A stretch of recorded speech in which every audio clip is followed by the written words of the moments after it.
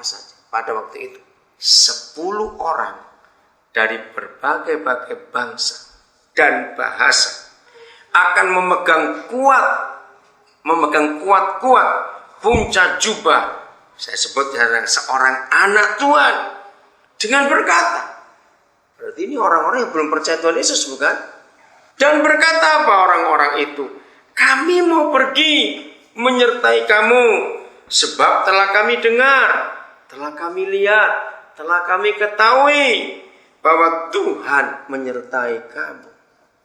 Coba saudara bayangkan, 10 orang yang belum tahu siapa Yesus akan ngeroyok satu anak Tuhan.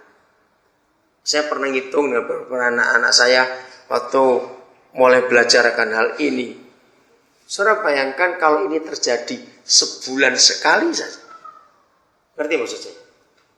Kalau ini terjadi sebulan sekali saja, terhadap misalnya 100 orang Kristen yang benar, coba kalikan setahun jadi berapa? Ayo, bisa ngitung. Sebulan sekali, 1 orang 10. Kalau 100, 1000. Setahun, kalikan. 12, ya berapa? Berapa cepat? 12.000. Itu kalau sebulan sekali. Kalau saya pakai kata ini, kalau kita makin benar, tahu kata makin benar ya, seharusnya salah kalimat itu, benar itu benar, gak pakai makin. Tapi ini hanya pemikiran aja. Kalau kita makin benar, bisa nggak sebulan 2 kali? Ayo coba suara ragu. Bisa nggak seminggu 1 kali? Bisa. Bisa nggak tiap hari? Bisa nggak tiap jam? Loh, kok suara ragu dong? Bisa. Kenapa tidak? Bulan Mei yang lalu saudara, itu 3 orang yang bukan Kristen itu ngeroyok saya. Dan sekarang yang 2 sudah tinggal dengan saya. Yang 1 masih di follow up. Saya bersyukur kepada Tuhan untuk melihat ayat ini. Coba saudara baca Kejadian 39 ayat yang ke-4. Kejadian 39 ayat yang ke-4. Jadi sebelum Zakaria menubuatkan itu, ternyata sudah ada suara kita pernah ngalami. Dan ribuan tahun sebelum Zakaria ada. Jadi silakan. Maka Yusuf, Maaf, ayat 3 berarti saya salah. Ayat 3, maaf. setelah dilihat oleh tuannya bahwa Ya, stop. Sampai situ aja dulu. Potifar itu orang percaya atau bukan? Jelas bukan. Tapi bisa melihat penyertaan Yahweh pada Yusuf. Sama nggak dengan Zakaria 8:23 tadi? Kami mau ikut kamu. Sebab kami telah dengar, kami telah lihat, kami tahu Yahweh itu menyertai kamu. Apa artinya kalau 2 ayat ini kita gabung? Ayo, apa artinya kalau 2 ayat ini kita gabung? Ayo, artinya apa? Jiwa-jiwa kurang konkret. Artinya apa kalau 2 ayat ini kita gabung? Artinya begini. Jangan tersinggung ya. Tapi saya harus ngomong ini. Saya bersyukur saudara, Tuhan itu ngasih saya hikmat dengan kata-kata yang pedis untuk menyinggung orang. Supaya orang itu bertobat betul-betul mengerti. Iya, jangan pakai bahasa basi, jangan pakai macam-macam, langsung saja. Dengarkan, 2 ayat ini kriterianya begini.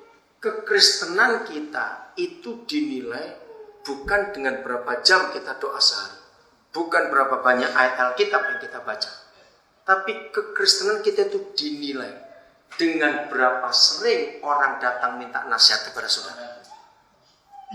Jujur, berapa sering orang datang minta nasihat kepada saudara? Kan begitu bukan artinya? Kalau mereka berbondong-bondong minta pengajaran, gabungan dia saya 2 tadi. Kalau mereka datang rame-rame berduyun-duyun, kalau 10 orang meroyok 1 orang hanya karena ingin merasakan yang menyertai kamu itu kami ingin tahu. Jujur, kapan terakhir kali ada orang nggak kenal saudara minta nasihat saudara? Itu nilai kekristenan. Sebab penyertaan Papa yang menamakan diri Immanuel itu pasti bisa dilihat orang.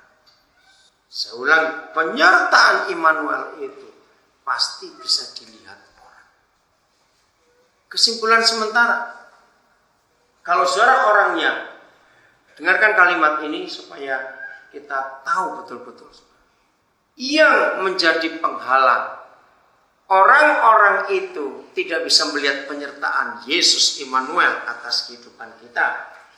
Bukan karena kita kurang rohani, bukan. Tapi karena kita terlalu egois. Sehingga orang takut kalau minta nasihat kepada kita. Renungkan itu baik-baik. Saudara, kalau ini terjadi, orang itu bisa minta nasihat kepada kita. Dan tiap hari bertambah, tiap hari bertambah, tiap hari bertambah. Itu akan luar biasa. Maka itu mari kita bawa diri kita sedemikian rupa supaya kekristenan kita itu jadi nyata betul-betul. Jawab pertanyaan saya ini, secara fakta manusia itu kalau sampai terpaksa ya keadaannya ya, ini kalau terpaksa, manusia itu lebih milih kalau cuma ada dua, nggak ada tiga, cuma ada dua. Manusia itu lebih milih makan atau lebih milih minum? Kalau cuma ada satu di antara dua itu, minum.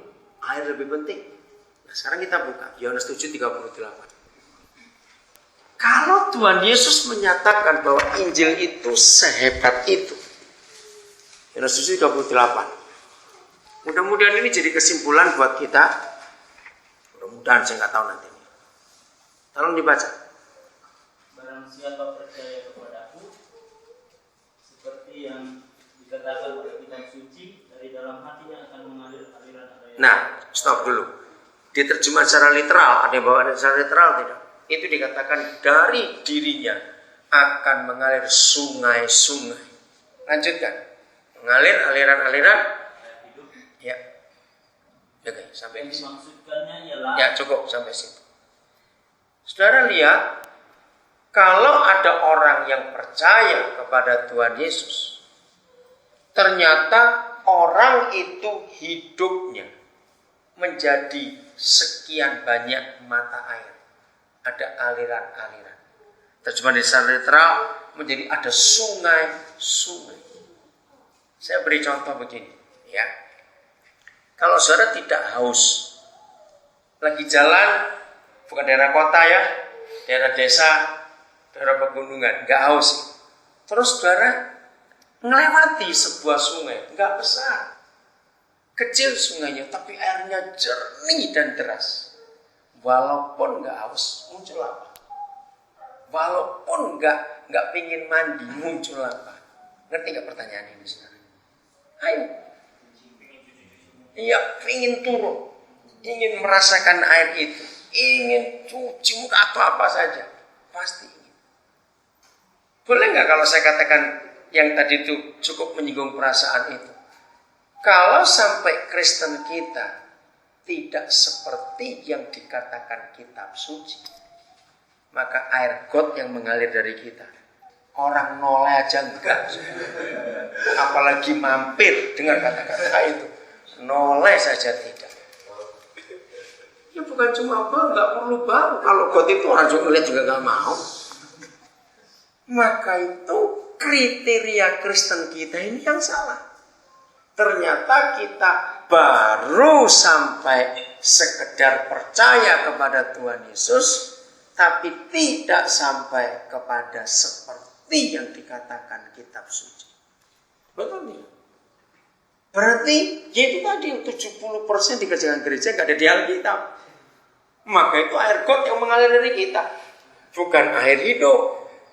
Karena di mana ada air mengalir, orang itu pasti berhenti. Tidak semua orang akan berhenti di rumah makan kalau ada makanan, kalau dia nggak lapar.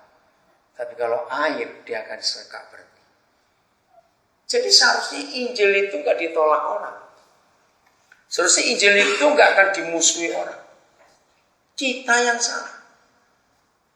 Saudara, saya meyakinkan saudara, sampai hari ini, ya sudah 30 tahun lebih saya itu nginjil, belum pernah Injil itu ditolak orang. Kenapa saya mengalami itu? Dari kebenaran tadi itu. Satu ayat lagi, Galatia 5, saudara lihat, saya punya keyakinan ya tentang kebenaran ini.